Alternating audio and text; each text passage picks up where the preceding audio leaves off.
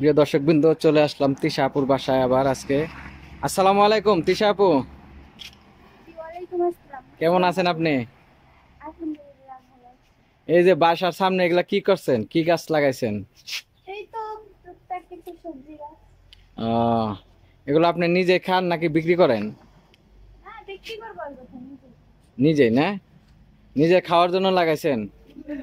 তিশা আপু, আবার আসলাম, আপনি আসতে বলছেন আমাদের এই যে চ্যানেলে ভিডিও বানানোর জন্য।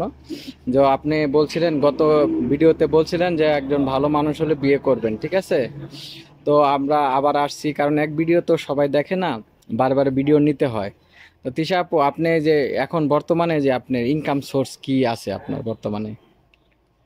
বর্তমান কিছুই নাই, এই যে বাসায় থাকি, আহ, কারণ ছোট বাচ্চা রেখে তো আর কিছু করা যায় না। আহ, যদি যাইতো তাহলে অবশ্যই করতাম। ও, এখন আপনি সবজি টবজি করতেছেন? আপনি এমনি কোনো সবজির জমি আছে আপনার? আছে, কিছুটা আছে। এগুলা কি করেন না এমনি খিলাপ মানে হয়েছে, মানে সবজি টবজি চাষ করেন না না? না, আমার কি আর করা সম্ভব? ছোট পোলাপান নিয়ে আর কি আর আমার তার করা সম্ভব না। ও, আচ্ছা। আসসালাম ভাইয়ারা, যারা এই ভিডিওটা দেখতেছেন, এই তিশা আপু মানে খুবই অসহায় পড়ে পড়ে গেছে। তার গার্জেন বলতে তার একটা ভাই আছে। তো আর তো ওনার স্বামীটা মানে গাড়ি অ্যাক্সিডেন্টে মারা গেছে, তো উনি আমাদেরকে আসতে বলছে, হ্যাঁ, ওনার বাসায় ভিডিও করার জন্য, এই প্রতিবেদন ভিডিও করার জন্য। তো যারা এই তিশা আপুকে মানে যে কোনো বয়সে আপনারা ফোন দিতে পারেন, তার কোনো চাহিদা নাই।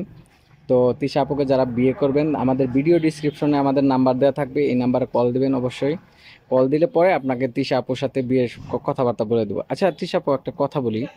আপনি যে এই যে মানে আপনার স্বামীটা যে মারা গেছে, আপনি কি বিয়ে করছিলেন মানে আপনার ফ্যামিলিগতভাবে দিছিল নাকি ফ্যামিলি থেকে দিছি। ফ্যামিলি থেকে দিয়েছিল? আচ্ছা, যাই হোক তিশা আপু, আপনার মানে ভিডিও করতে আসলাম, ঠিক আছে? অনেক দর্শকবৃন্দ ইতিমধ্যে আপনার জন্য ফোন দিতেছে, ঠিক আছে?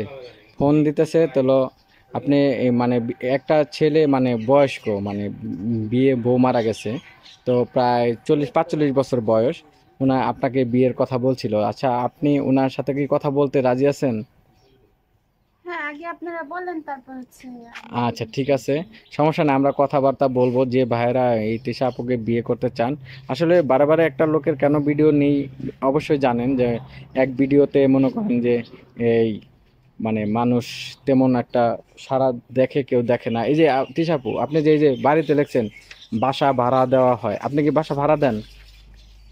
দিই। কয়টা রুম ভাড়া দিয়েছেন এতরি? এই তো 10টা। 10টা রুম আছে ভিতরে? হুম। ও, তাহলে তো আপনার মোটামুটি ভালো ইনকাম আসে, বাসা ভাড়ায় ভাড়া আসে। কত টাকা করে ভাড়া দেন? 2000। 2,000 টাকা করে ভাড়া দেন। আচ্ছা, যাই হোক, প্রিয় দর্শকবৃন্দ, যারা তিশা আপাকে বিয়ে করবেন তারা অবশ্যই একটা বাড়ি আছে দেখেন, বাসা ভাড়া দেয় তিনি। তার ভিতরে 10টা রুম আছে, তার হাজব্যান্ড এটা করে চলে গেছে। তো বাসায় যে সামনে সবজি চাষ করে যারা তিশা আপাকে বিয়ে করতে চান, তারা অবশ্যই আমাদের নাম্বারে ফোন দিবেন। নাম্বার দিলে, কল দিলে পরে আমরা আমাদের চ্যানেল কর্তৃপক্ষ ধরবে, ঠিক আছে? তা তিশা আপু, আমরা আজকে চলে যাব, তো ভালো থাকবেন, সুস্থ থাকবেন, আসসালামু আলাইকুম।